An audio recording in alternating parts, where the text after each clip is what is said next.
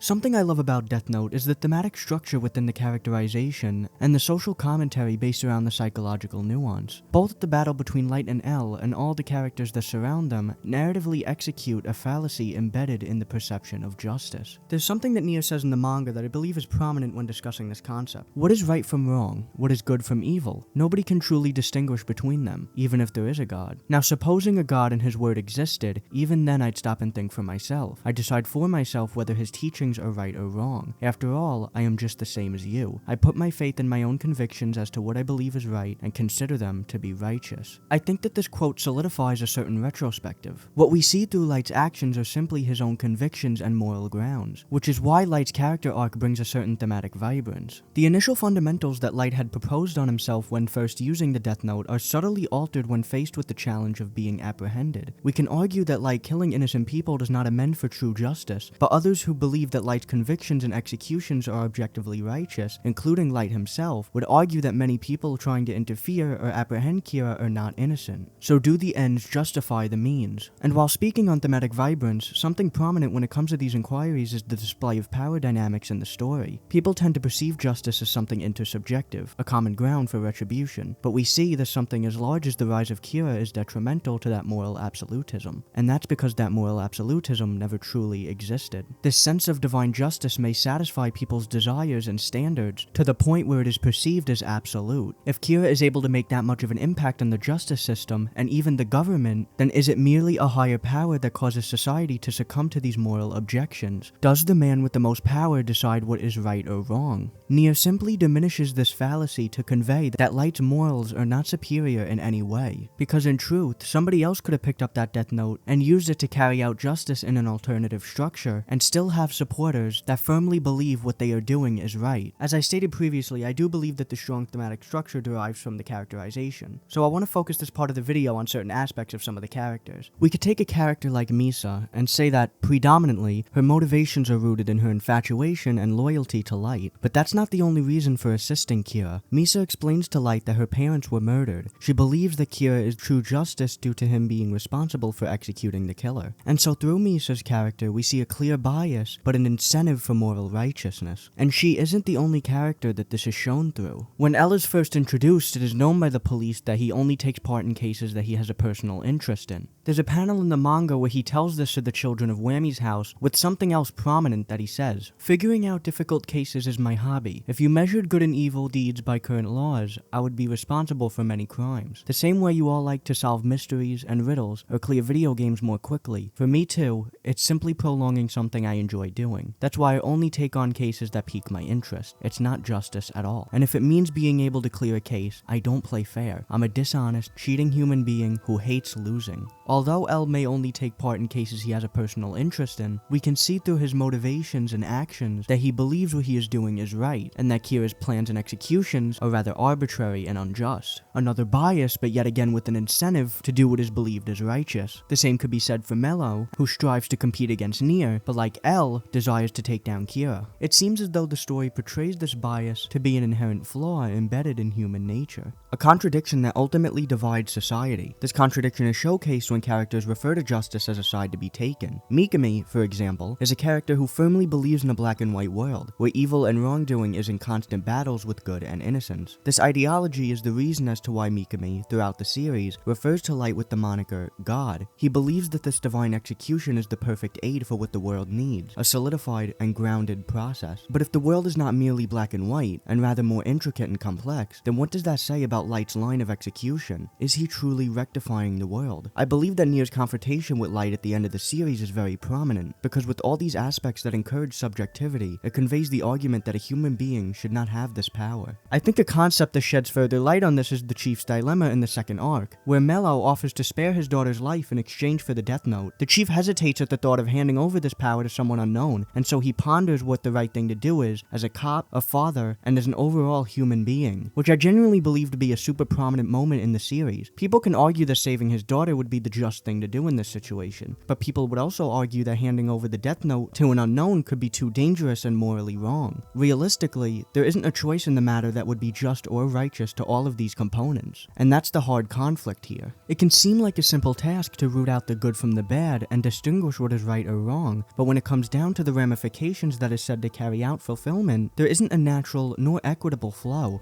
The unaligned judgment in society may be too insurmountable to create a consensus that would satiate all severity of crimes. That is why I think the story portrays that justice merely exists in the eye of the beholder. I hope you enjoyed this video. If you did, please feel free to leave a like and subscribe. If you'd like, you could also join my Patreon for writing content. I post all sorts of stuff such as work in progress, writing advice, and I currently have a draft from one of my short stories from an upcoming book, so if you'd like to see that, feel free to join. Take care.